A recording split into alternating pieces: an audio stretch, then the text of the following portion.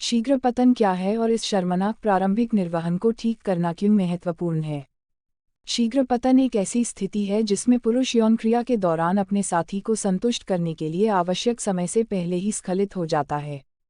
आमतौर पर छिपा हुआ होता है, लेकिन जल्दी डिस्चार्ज होना एक बहुत ही सामान्य शिकायत है। सामान्य तौर पर एक औसत पुरुष संभोग में लगभग 6 मिनट तक रहता है। लेकिन अगर आप अपने साथी के संतुष्ट होने से पहले ही स्खलन कर देते हैं तो आप आसानी से कह सकते हैं कि आपको शीघ्र पतन जल्दी डिस्चार्ज हो रहा है। स्खलन के चरण। स्खलन प्रक्रिया में दो अलग अलग चरण होते हैं, उत्सर्जन और निष्कासन। उत्सर्जन चरण के दौरान विभिन्न भागों जैसे कि वीर्य पुटिका, प्रोस्टेट ग्रंथि और वास डिफेरेंस से द्रव पश्च मूत्रमार्ग में भर जाता है। निष्कासन चरण में मूत्रमार्ग के लयबद्ध संकुचन और मूत्राशय की गर्दन का बंद होना शामिल है। तंत्रिका तंत्र दोनों चरणों को नियंत्रित करने में सक्रिय भूमिका निभाता है। जबकि सहानुभूति मोटर न्यूरॉन्स उत्सर्जन चरण को नियंत्रित करते हैं, निष्कासन चरण दैहिक और स्वायत्त मोटर न्यूरॉन्स द्वारा नियंत्रित होता है। शीघ्र पतन के कारण। हालांकि शीघ्र पतन का सही कारण ज्ञात नहीं है, विभिन्न सिद्धांतों के माध्यम से विभिन्न कारणों की व्याख्या की जाती है। शीघ्र पतन को एक बहुक्रियात्मक एटीएलजी होने की परिकल्पना की गई है। शीघ्र पतन को ट्रिगर करने वाले कारक निम्नलिखित हो सकते हैं। 1. मनोवैज्ञानिक कारक। विभिन्न मनोवैज्ञानिक कारक शीघ्र पतन के जोखिम को बढ़ाते हैं। महत्वपूर्ण मनोवैज्ञानिक कारक प्रदर्शन चिंता है।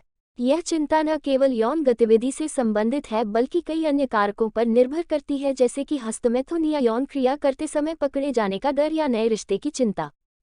प्रदर्शन चिंता को अधिग्रहित शीघ्र पतन के प्रमुख कारणों में से एक माना जाता है। 2. शारीरिक कारक। शीघ्र पतन के विकास के लिए विभिन्न शारीरिक कारकों को भी जिम्मेदार माना जाता है। सेरोटोनिन सबसे महत्वपूर्ण न्यूरोट्रांसमीटर है जो सीधे स्खलन से जुड़ा है। सेरोटोनिन या इसके रिसेप्टर्स की रिहाई में कोई भी समस्या शीघ्र पतन का कारण बन सकती है। अनुसंधान ने यह भी निष्कर्ष निकाला है कि शीघ्र पतन और आनुवंशिकी के बीच एक संबंध है। फिर से, शीघ्र पतन में शामिल जीन सेरोटोनिन विनियमन के लिए जिम्मेदार है। पेनाइल अतिसंवेदनशीलता को भी शीघ्र पतन का कारण माना जाता है।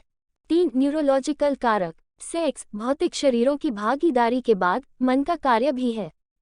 मस्तिष्क से निकलने वाली स्खलन प्रणाली को मस्तिष्क के उस क्षेत्र द्वारा नियंत्रित किया जाता है जिसे न्यूक्लियस पैरागिगेंटोसेल्युलरिस कहा जाता है। अनुसंधान ने शीघ्र पतन के रोगियों में पैल्विक मांसपेशियों की तंत्रिका संबंधी अतिसंवेदनशीलता का भी निष्कर्ष निकाला है। 4. अंतर्निहित चिकित्सा स्थिति। विभिन्न अंतर्निहित चिकित्सा स्थितियां भी शीघ्र पतन की जटिलता को बढ़ाती हैं।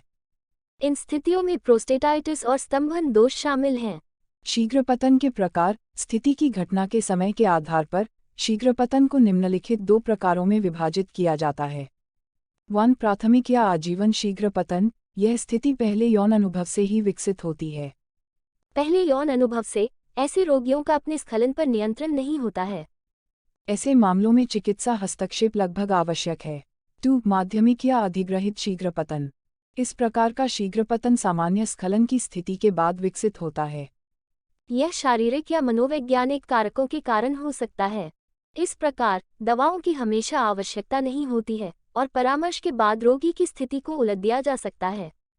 शीघ्र पतन के लक्षण। स्खलन पर खराब नियंत्रण। स्खलन थोड़ी उत्तेजना के साथ होता है। कम यौन सुख, अपराध बोध, शर्मिंदगी, संकट और निराशा। शीघ्र पतन का मनोवैज्ञानिक प्रभाव। शीघ्र पतन रोगी के जीवन में कहर ढाता है। यहाँ तक कि प्रभावी उपचार उपलब्ध होने के बावजूद रोगी शर्मिंदगी के कारण चिकित्सक को स्थिति का खुलासा करने में विफल रहता है।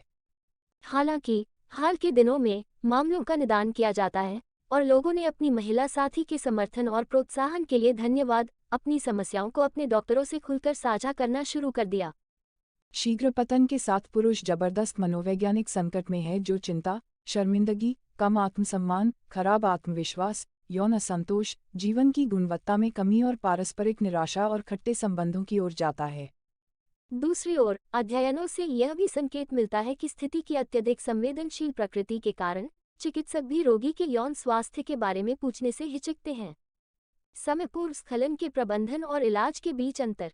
कहावत है कि जब किसी बीमारी को जड़ से ठीक किया जा सकता है तो सबसे पहले उसका प्रबंधन क्यों किया जाए।